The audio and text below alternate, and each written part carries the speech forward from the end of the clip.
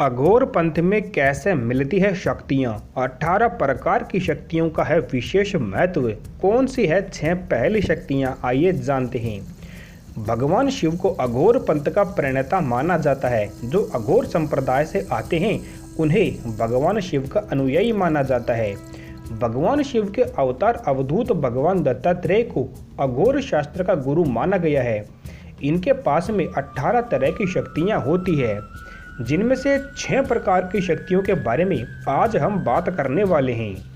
अघोर पंथ की रहस्यमय दुनिया हर किसी को अपने तरफ आकर्षित करती है।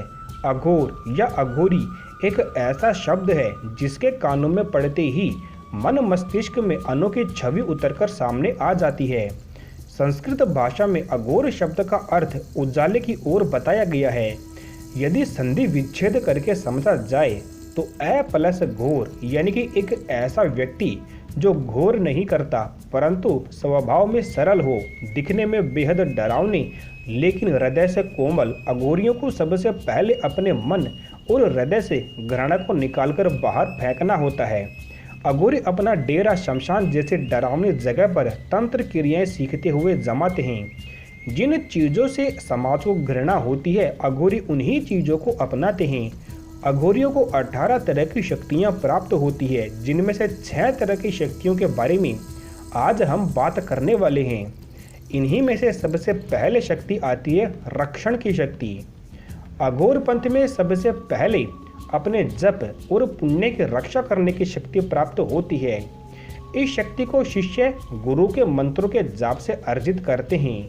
रक्षण शक्ति मिलने पर वो स्वयं और किसी असहाय लोगों की सहायता करने में सक्षम हो जाते हैं। कहा जाता है कि इस शक्ति के मिलने के बाद यदि किसी साधक पर कोई परेशानी आती है तो वो मंत्र के प्रभाव से खत्म हो जाती है या फिर बहुत ही कम प्रभावित कर पाती है। इसके बाद में अगले शक्ति की बात करें तो वो है गति। दूसरे नंबर पर आती है गति की शक्ति।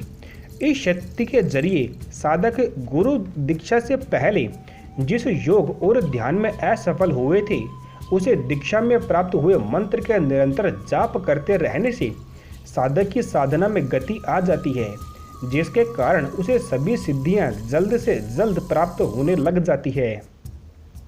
इसके बाद में अगले शक्ति की बात करें तो वो है कांति।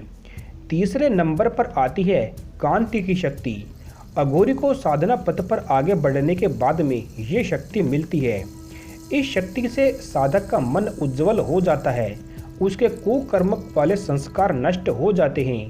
कांति शक्ति मिलने के बाद साधक के लिए सभी एक समान हो जाते हैं। उसके मन में किसी भी व्यक्ति के लिए घृणा और द्वेष की भावना समाप्त हो जाती है। इसके बाद में अगले शक्ति की बात करें तो वो है प्रीति की शक्ति।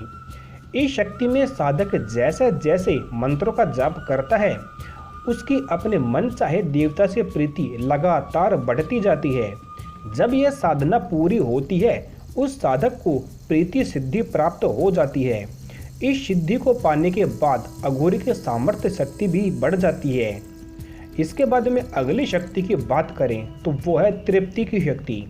5वीं है तृप्ति शक्ति।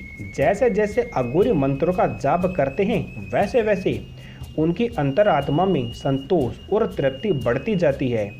जब अघोरी यह शक्ति प्राप्त कर लेते हैं तो उनकी वाणी में सामर्थ्य आ जाता है। सरल शब्दों में समझे तो उनकी भविष्यवाणियाँ सच होने लगती है, यहाँ तक कि उनका श्राप और वरदान भी फलित होने लगता है। इसके बाद में अगली और अंतिम शक्ति की बात करें तो वो है अवगम की शक्ति। 18 शक्तियों में से 6वीं है अवगम की शक्ति। इस शक्ति को सिद्ध करने के बाद अघोरियों को दूसरे के मन की बात पता चलने लग जाती है। उन्हें अगले और पिछले की पूरी जानकारी होने लगती है। उन्हें यहाँ तक भी ये भी पता चल जाता है कि उनके पास में जो व्यक्ति आया हुआ है उसके मन में क्या है और वो किस भाव से उनसे मिलने के लिए आया हुआ है। तो आज हमने जाना अघोरियों को प्राप्त 6 शक्तियों के बारे में। यहाँ पर हम धर्म से संबंधित जानकारियाँ लाते रहते हैं। ऐसी ही और जानकारी प्राप्त करने के लिए चैनल को सब्सक्राइब करें। धन्यवाद।